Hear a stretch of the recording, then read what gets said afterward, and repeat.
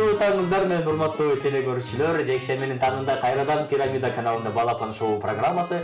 Кызматыңыздарда мен Бактурсун Жоробеков жана көптөн күткөн кесиптешим Самира. Кайрадан менин эфирде. Самира, кутман таң менен. Кутман таңыңыз менен. Кутман таңыңар менен достор, кандай эс алып турдуңар? Силер менен кайрадан көрүшүп отурганыма аябай кубанычтамын. Биз да кубанычтабыз. Самира, мындай кылайлы.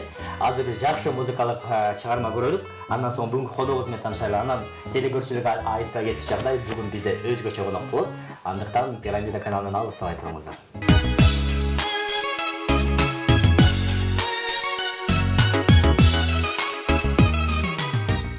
Достор, программабызды улантабыз. Бүгүнкү биздин эфирибизде Элнар Даяр.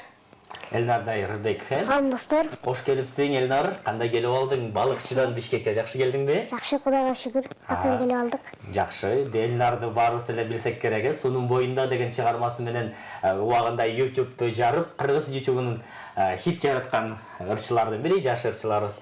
Кош келипсиң демекчибиз. Кандай келип алдың? Балыкчыда кандай аба ырайы болот? Балыкчыда аба ырайы баягыдай эле, кар жок, суук, шаба болуп турат ар дайым. Биздин сожабыз жагып жатабы, жакшы экен. Жакшы, шүгүр. Жакшы атасың өзүңдү таң. Анда биринчи биздин теле көрүүчүлөрдү эл менен учураштырып алайлы, Даярбек. Жалпы биздин досторубуз теле көрүүчүлөр менен учурашалы. Салам достор, баардыгыңыздарга кутман таң каалайм. Азаматсың. Ал эми Дайыр өзүң жөнүндө айтып кетпейсиңби? Элнар Дайыр өзүң жөнүндө айтып кетпейсиңби? Сен кайсы мектепте окуйсуң? Канчанчы класста окуйсуң? Канча жаштасың? Мен Ысык көл облусуна караштуу Балыкчы шаарынын номер 4 гимназия мектебинин 9 классында окуучумун. Азыркы учурда кырдаалга байланыштуу окубай элебиз. Ушундан пайдаланып, мен жалпы классташтарыма, эжелериме салам жолдойм. Азамат, Элнар, анан жылдыз болгон кыйын эмес бекен? Мисалы, жылдыздар айтып калат да, көчөдө бассам, элдин баары сөөмөйү менен көргөзүп калат мени.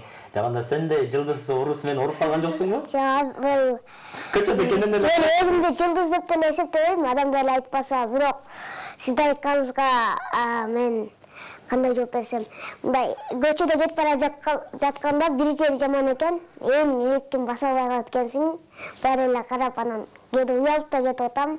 Бир жеринен жакшы, адамдар сүрөккө түшүп, өзүм дагы сыймыктанып калам. Мен ушу адамдар мени көрүп, мени менен сүрөккө түшкөнү мен үчүн кандай сыймык деп.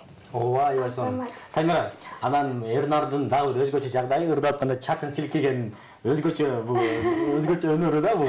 Бул өнөрдү атайын сага бир адам ушундай чачыңды силкишиң керек деп айтабы, же өзүң ушул өнөрдү колдоносуң? Жок, мен өзүм ырдап жатканда эле ал жөн эле силкип койгоп, ал мен өзүм ойлоп тапкан эмесмин. Анда силкигени жакшы экен деп адамдар комментарийге жазыптыр. Ошондон улам мындан ары чачымды ырдатканда силкейин деп чечип, ошондон улам силкеп ырдап калгам. Жакшы.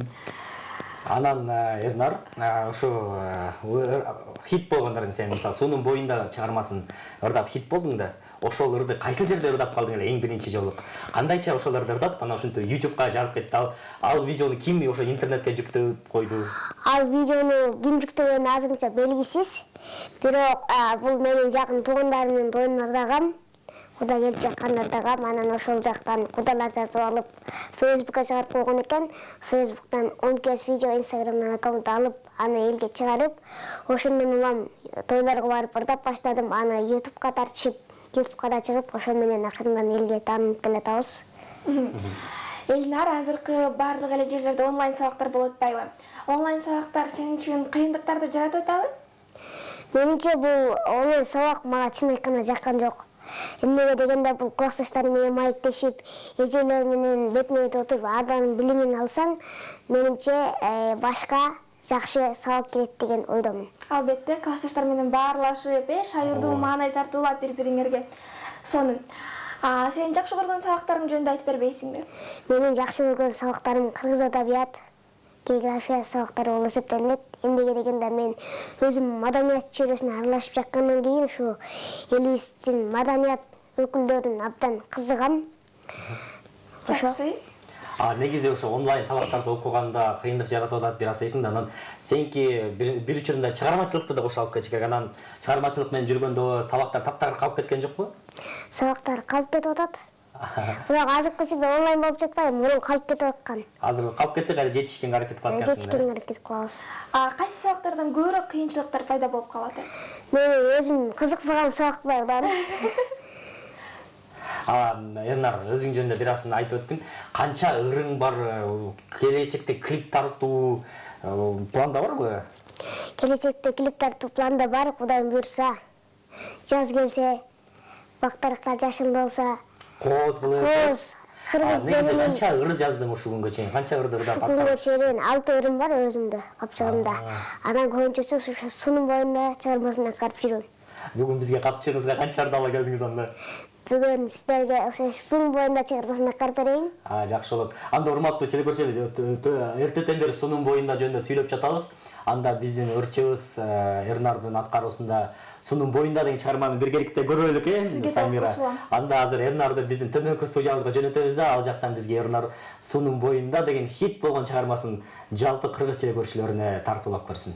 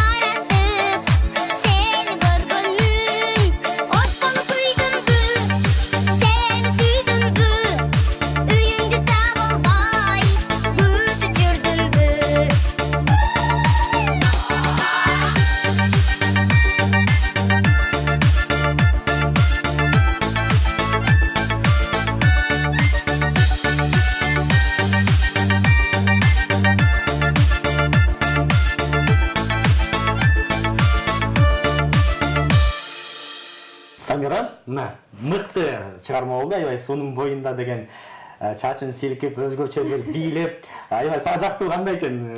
Мага чын айтсам аябай жакты, мага дагы өзгөчө жакканы бул чачын силкегени. Ооба, биз Ернар ырдап жатканда студияда бийлеп турдук. Ушул жерден туруп бийлегибиз да келип кетти. Ернар аябай жакшы экен. Дагы кандай ырларды келечекте жаздырган жатасың? Сунун боюнда дагы кандай ырлар бар? Мен өзү шаңдууларды ырдаган абдан жакшы көрөм. Эл дагы шаңга бөлүнүп бийлегенде кыргыз эли шаңгүлкүгө бөлөнгөн эл эмеспи? Андыктан мен азыркыга чейин шаңдууларды ырдап келем. Мындан ары дагы өзүм башка адамдардын ырларын ырдабай, өзүм дагы ырларды өзүмө ылайыктуу ырларды тандап, өзүм чыгарып, обон чыгарып, аларды тандап ырдаганга аракет кылып жатам. Азамат. Жакшы ырларды ырдап берет. Ырдайынан келишип тартып анан 6 ырым бар деп калдым да, ошо 6 ырың кайындай ырлар. Мен билгенде бул суунун боюнда дагы дадагам деген ырды да ырдап жүрөсүң, Дагы кайсы ырларды ырдап атасың? Мен бул суунун боюнда чыгармасы бул Казак элинин ыры. Андан кийин суунун боюнда 2 чыгармасы бар. Суунун боюнда биринчи чыгармасы бул Самат Амонов деген байкебиз бар. Түштүк жергесинде. Ал байкеден сурап ырдаганбыз. Андан соң казак ырчысы Ахан Отуншиев деген агабыз кайра өзүнүн чыгармасын экинчисин жаратты. Ал чыгарманы дагы кайра жакты мага. Элге экинчисин чыгарсам кандай болот деп ата-энем менен кеңештим. Алар да жактырышты. Андан соң ата-энем менен чогуу которуп арды ырдап чыктым. Ернар, ушул ырды, мисалы, суунун боюнда ырын чыгармасын ырдаганда сен ошол өзүнүн аткаруучулардан уруксат алып ырдадыңбы же уруксаты жок эле ырдайсыңбы? Мен бул ырды негизи издеп жүргөм. Анан Ахан Отуншиев чыгарган экен. Андан соң Самат Амонов байкебиз которгон экен. Ошол анан казактын ырын которо албай койдум мен тилекке каршы. Анан Самат Амоновдун тексти мага абдан жакты, уюкаш экен. Ошондон улам ырдап чыктым. Жакшы. Элнар, сен үйүңдө бош убактың болобу же көбүнчө бош убактыңды ырчылыкка жумшайсыңбы? Мен бош убактым болот. Бош убактарымда мен көбүнчөсү футбол ойнойм, футболго кызыгам. Ошо. Футбол деп калдык. Эрнардын Instagram баракчасында футбол туурасында Роналдонун нерселерге түштүм деп сонун кылып бир сүрөт бар экен. Аны урматтуу достор, Эрнардын Instagram баракчасына кирип көрсөңүздөр болот. Анан Элнар, негизи эле үйдө сени ким колдойт? Спонсорлоруң барбы? Продюсер деп коет Жок, мен азырынча продюсер, менеджер менен иштешкенге көңүлүм жок. Азыр мен 9 классмын. 9 классы бүткөн соң жаңы ырларды клиптер жаратып, ошондон соң эгерде жетишпей баратсам, менеджер издегенге. Ырларды жаздырганда ким көмөктөшөт? Анда спонсор же менеджер жок болсо азыр бир ырды жаздыруу кыйын да, клип тартуу негизи эле кыйын бул. Ооба, бул кыйын, бирок менде азырынча клип жок. Ырларды, костюмдарды мен өзүм тойдон ырдайм, бийлейм, концерттерге барам, кадимдүү концерттерге барып турабыз. Ошондон улам. Элнар, мага сенин бүгүн аябай формаң жакты. Формаңды сен каяктан сатып аласың көбүнчө же буйрутма бересиңби атайын? Буйрутма бербей, бул костюмдардын көбүнчөсүн мен Центр костюмист дүкөнүнөн сатып алам. Дордойдон сатып алабыз, мыкты дүкөн бар Дордойдо дагы. Дордодо дүкөндөрдөн эле өзүң сатып алып турбайсың, Азамат. Негизи ошо продюсер же менеджер жок болгон үчүн көбүнчө колдоо көрсөткөн бул өзүң ата-энең турбайбы? Негизи тойлорго чыкканда ставка канча болот? Алар секрет. Алар сырды бойдон болот.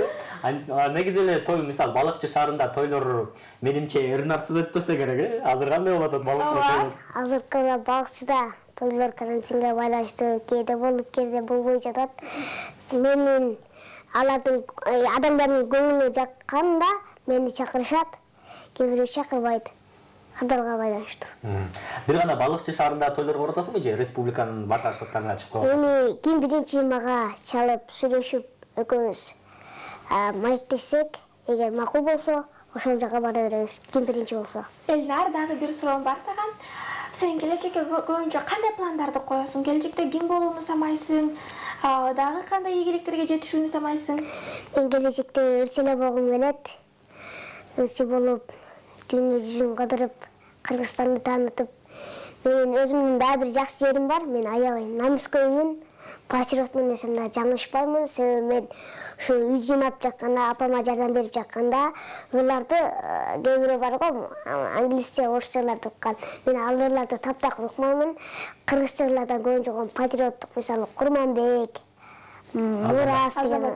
Сенде жигиттериңиз бар экенин мен дагы Эрнарга кошулам. Мен дагы ушундаймын. Кыргызча ырларды укканды аябай жакшы көрөм. Ушу фольклордук багыттагы эски ырларды, ушундай кыргызча ырларды сен экөөбүздүн эми вкусубуз окшош экен деп коеюн, орусча айтканда. Анан Эрнар жапалдаш бойлуу, мисалы, мен сенин башында ойлодум да, Эрнар бир кичинекей эле бала болсо керек десек көрсө, чоң жигит экен. Анан ушундай жапалдаш бойлуулар үйдө көппү же? Жок, мен өзүм жалгыз элемин. Өзүңө жалгыз. Башка үй туурасында бир аз кенен айтып. Өзгөчө турбайсыңбы? Үй-бүлөмдө мен ата-энем 2 ийнем болуп жашайбыз. Кала менден башка бардыгы эле бою жакшы. Эмне себептен мындай жапалдаш болду деп калды? Чоң ата, чоң энелер да бар го дейм. Жок, бул тукумдан эмес, мен өзүм ушун Кепетен Рус деген оор менен ооруйм. Менин бул жеримде жөт жетпейт. Ошондон улам боюм кичинекей. Ошо азыр анда врачтардын көзөмөлүндө болуп туруш керек экен да. Врачтардын көзөмөлүндө болуп туруш керек. Укол алып жаткам. Азыркы учурда кичине токтоп турам. Ооба. Түшүнүктүү. Бирок YouTube'да мисалы жанагы суунун боюнда ырдагандан кийин ушунчалык хит болгондон кийин өзүң күттүң беле ошол тойдо ырдап коюп эле ушинтип мен YouTube'да хит жарып кетем деп. Жок, мен ойлогон эмесмин. Негизи ошол күнү үйдөн чыгып жатканда Тогуна Арзыкиева итальянский ырдап чыкпады, Деспасито дегенде. Мен да балким ушундай тааныбал болуп кетем деп ойлогом да, жаңы чыгып. Анан баары эле ырдадык ошол күнү. Андан кийин эле бир жумадан кийин Караколго барып калдык. Караколго конкурска барып калдык. Ошол жерден эле мен менен жүргөн байке эжелер, классташтарым айтып калды. Сен жүрөсүң конкурсте, сен мынча миллион болуп турсуң деп. Сүйүнүп калдым ошол жерден. Ошондо сени бул интернет баракчасына ким жүктөгөнү белгисиз турбайбы? Белгисиз. Негизинен эле бар кодаларга рахмат айтып коет экенсиң да. Силер ошолор тараптан жүктөлүп ушунчалык дүймөгө, өлкөгө, Кыргызстанга таанылып кеткениңе азамат. Сангира, анда мынакей биз эртеден бери Эрнардын чыгармачылыгы жөнүндө сүйлөп атабыз. Кантип YouTube'да хит жарап кеткенин сүйлөп атабыз. Келип мындай карайлы. Жана суунун боюнда ырын чыгарып бизге ырдап берип, дагы бир ырдап бербейсиң деп суранбайлы Эрнардан, Албетте, чыдамсыздык менен күтөм. Бизге дагы кайсы ырды ырдап бере аласың? Сиздерге мен Суун боюнда чыгармасына карап бердим. Эми мен патриоттук ырларды жакшы көрөм деп жатпаймынбы? Анда сиздер үчүн Нурлан Айсбек агабыздын Эне тилде сүйлөйлү чыгармасына карайын. Аябай жакшы болот. Урматтуу телекөрүүчүлөр, анда экрандан алыстабай биздин бүгүнкү жылдыздуу коногубуздун Эне тилде сүйлөйлү чыгармасын көрөлүк. Анда Эрнарды тиги студиябызга жөнөтөлүк. Биз бул жерде коштоп бийлеп туралы.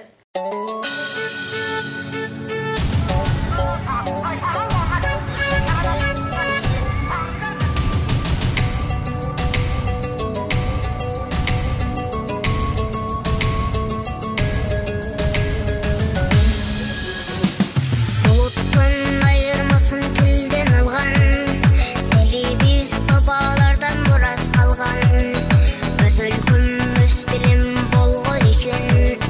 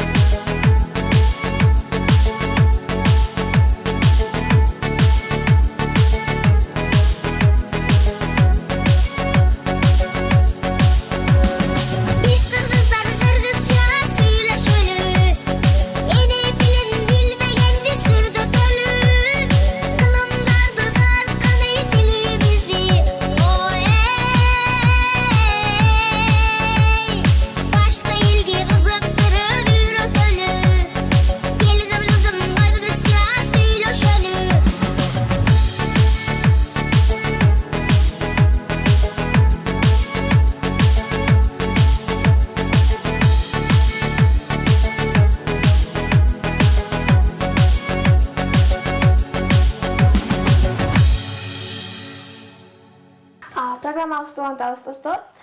Элнар, сен ушул эне тил чыгармасын жаттап жатканда сага кандайдыр бир кыйынчылыктар болдубу? Кыйынчылыктар болгон жок. Мен себеби ушундай ушул жерде аткарып жатканда өзүмдүн ичимдеги жүрөгүм лукулдап ушу мен кыргыз болуп жаралганыма сыйлыктанам деген намыстык патриоттук сезимдер ойгонуп, бул чыгарманын да сөздөрү абдан жакшы жазылган, тарыхый мааниси бар. Азамат. Элнар, сен келечекте дагы бир чет мамлекеттердин тилин, мисалы англис тилин жаттаганга умтуласыңбы, кызыгасыңбы? Умтулам, көп тил билсең ошончо адамсың дегендей мен көп тил билгим келет. Бирок мен азыр тилекке каршы көп тил үйрөнүүгө азыр убактым жок болуп жатат. Кийин Кудайым буйрса, убактысы келсе, дагы да улантып жакшы көп тилдерди билгим келет. Ооба. Азамат, анан Элнар ошо эне тилде сүйлөйлө ырын ырдап чыгаардын алдында ошо ырдын аткаруучусунан уруксат алдың беле будан? Жок, мен ошо айтып жатпаймынбы, Самат Аманов байкебиз, Нурлан Насип агабыздын өкүл баласы. Анан Нурлан Насип агабызга байланыша албадым. Анан Самат байкеден сурап бербейсизби десем, макул ырдай бер деди. Азамат, эч кандай акча төлөбөстөн эле акысыз эле сага ырдап бер деп айткан турбайбы, Азамат? Негизи келечекте мисалы дагы чет тилдерде ырдоо пландар да барбы? Мисалы кыргыз эстрадалар бир гана кыргызча эмес, башка Орто Азия мамлекеттеринде чет өлкөлөргө таанылыш үчүн чет тилде да ырдап калышат эмеспи? Сенде планда барбы? Конкурстарга барсам ырдап калышым мүмкүн, бирок мен андай оюм жок. Кыргыз тилинде гана. Конкурстарга барсаң катышып. Негизи буга чейин кандай конкурстарга катыштың? Келечекте кандай конкурстар күтүп атат? Ырдаганга чейин Балык шаарындагы балдар билим борборунда барчымын, Нур балдар театрында. Аякта актер болуп, көп жерлерге барып, роль аткарып, Аккеме Чыңгыз Айтматов атабыздын Аккеме чыгармасындагы аткарып жүрдүм. Чеберчиликте бар турбайсың ошондо? Нургазынын ролун аткан Азамат. Аны актердук чеберчиликти азыр таштап койдуңбу ошондо же ошого алып кетип атасыңбы? Биргеликте эле ушу алып кетем, кээ киного тартылып бер десе, съемкаларга ушундай таныш байкелер кыска метраждуу тасмаларга тартылып бер дегенде аракет кылам аларга. Актердук чеберчилик кошо алат экен, ырчылыкты да кошо алат экен. Бүгүнкү коногубуз менен Маек кызыктуу болуп жататса керек деп ойлоп атам. Албетте. Элнар, сен жогоруда айтпадыңбы? Мен келечекте ырчы эле болгум келет жана көптөгөн өлкөлөргө саякаттоого умтулам депчи. Сен кайсы өлкөлөргө саякаттагың келет? Мен эң биринчи бул Меккеге баргым келет. Башка мамлекетке баруудан мурун ата-энем менен барып, ошо ата-энем эң биринчи барып, ошо ата-энемди Меккеге алып баргым келет.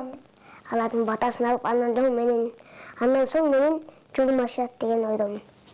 Эң мыкты. Ата-энемди Меккеге алып барып келишим керек деген жакшы пландарың бар экен, Эрнар. Анан үй бүлөдө да ушундай ырчылыкка, мисалы ата-энеңде, атаң, апаңдан да өнөрлөр өттүбү сенде? Аларда барбы ырчылык? Жок, алар ырдабайт, бирок апам да бар, апам ырдап калат туугандар арасында. Өзүнүн тай журтун жактан апаң ырдап калат турбайбы? Негизи атаң жактан эмес, апаң жактан өткөн талант болуп калат экен да ырчылык өнөрү. Азаматсың. Анан Эрнар, дагы келечекте кандай пландар болуп атат? Ошо биздин телекөрүүчүлөргө пландарың туурасында айтып өтпөйсүңбү? Жеке концерт берүү болуп ойдо барбы келечекте? Кудайым буйрса шоу бизнеске акырын кирип алсам, өзүмдүн атымды дагы элге таанытып алсам, концерт берип жакшы ырларды, клиптерди элге тартып алсам, менин оюмча бул эл популярдуулуккачы бул эл алып келет. Элге жетсе, толук жетсе, эгер ошолор жатса, мен үчүн бул сыйлык деп эсептейм. Азамат. Сен келечекте Элнар айтып калбадыңбы? Мен жеке концерттерди бергим келет депчи. Ошол сен концерт бергенде ким менен, кайсы ырчы менен чогуу ырдап көргүң келет? Кайсы ырчыны сен кумир тутасың? Билбейм, мен азырынча концерт берүү оюмда жок, бирок кийин берем деп айтпадымбы? Планда. Кийин кимдер чыгып, кимдер ошол убакта жакшы чыгат, ошол убакта ойлонуп болушум керек. Кайсы ырчы сенин кумириң? Мен азырынча кумирим деп айта албайм. Мен Нурлан Насип, Нурмат Садыров агаларыбыздын ырлары, бардыгына ырчылардын ырлары жагат, бирок мага шандырлар жагат дебедимби? Азамат. Анан Instagram баракчасынан Эрнардын көптөгөн кыргыз эстрадасынын жылдыздары менен түшкөн сүрөттөрүн көрдүм да. Ошо кыргыз эстрадасынын жылдыздары менен ырдоо планда барбы жакын күндөрдө? Кайсы бир ырчы менен ушундай ыр жаздырыш керек? Жок, ал планда жок. Эгер мага сунуш киргизсе, келе ырдап көрө десе макул болмокмун. Азырынча ал оюмда жок. азырынча пландарда жок экен. Бул ырчы мен ырдайм же ал ырчы мен ырдайм деген жок экен.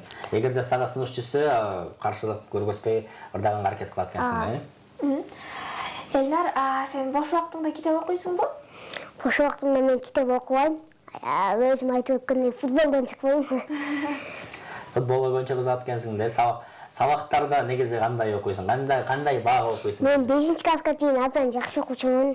Класстын алдыңкы окуучуларым болчумун. 5-класстан соң ушундай чыгармачылык жөнүндө аралашып кеттим. Анан эле жылдыз болуп кеткенден кийин сабактар калып кеткен жок. Акырынан окуйбуз, жетишкен. Мен өзүм айтып жатпайм. 9-классты бүткөн соң Мурат Алкөрөнкеев атындагы музыкалдык мектепке барып окуйм. Ошол жактан кепчи сабактарды жакшы окуганга аракет кылам. Ошондо быйыл 9-классты бүтсөң барат экенсиң да. Анан мектепте кандай жылдыз болуп атасың? Сен келатканда кыздар чачтарын силкип, "Ой, андай деле жок, мурункудай эле болом элдер." Анан Инстаграмда кыздар кат жазып атабы? Кандай Ернар деп, бир жолу өткөнчө кел деп. Анан жылдыз болгондо мисалы мектепте ушундай конкурстарга катышчың беле буга чейин? Концерттерди алып барып, өзүң мектебиң туурасында. Мектептин ичинде мен катышчумун албетте. Көп жерлерге мен өзүм умтулуп, эже мен алып барайынчы, эже бул жерде мен талашып турчумун көп жер. Эже муну ролду мен аткарып, тигин да мен аткара берейинчи деп. Аябай. Самира, негизи көрсөтүүгө кызыктуу конок келсе, убакыт кантип өтүп кеткенин байкабай каласың да. Заматта убакыт өтүп кетет. Биз менен Ернар менен болгон кызыктуу маек үстүндө соңуна келип бараптыр. Анда Ернарга эркин микрофон берели. Жалпы кыргыз калкы менен учурдан пайдаланып коштошуп алалы. Урматтуу кыргыз элим, мен эң биринчиден Кыргызстанга каларым тынчтык. Азыркы учурда бизге тынчтык керек. Кыргыздын мыкты ажоо болсун, ажоо башкарсын. Манасыдай айкөл, айбаттуу ажообуз келсин биринчиден.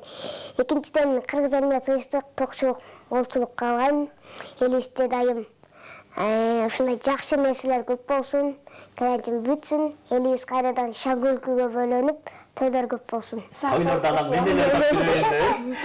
Ернар, Азамат, бүгүн бизге келип ушу убактыңды бөлүп, алыскы балыкчыдан келгениңе биз жалпы Пирамида каналы Балапан шоу программасына ыраазычылык билдиребиз. Анан сага чыгармачылык ийгиликтерди каалайбыз.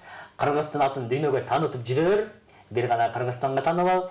Казак, кыргыз, өзбек бүткүндөй Орто Азияга, бүтүндөй дүйнөгө таанылып бер демекчибиз. Анда сен менен башташабыз. Урматтуу телекөрүүчүлөр, биз болсо программабызды улантабыз. Самира, жалпы жакшылык ээлери үчүн анда сунам ушул ырымды деген биздин рубрикабызга кезек берели. Роза кесиптешибиз даярданып биздин экинчи студиябызда күтүп атат. Анда экинчи студиядагы Розага кеп кезегин берелик. Албетте. Достор, анда эмесе биз программабызды улантабыз. Бардык жакшылык ээлерин куттуктоо менен биз фактлар менен бөлүшүп кетели деп чечтик. Алгачкы факт, Бактурсунбек, сиз билесизби?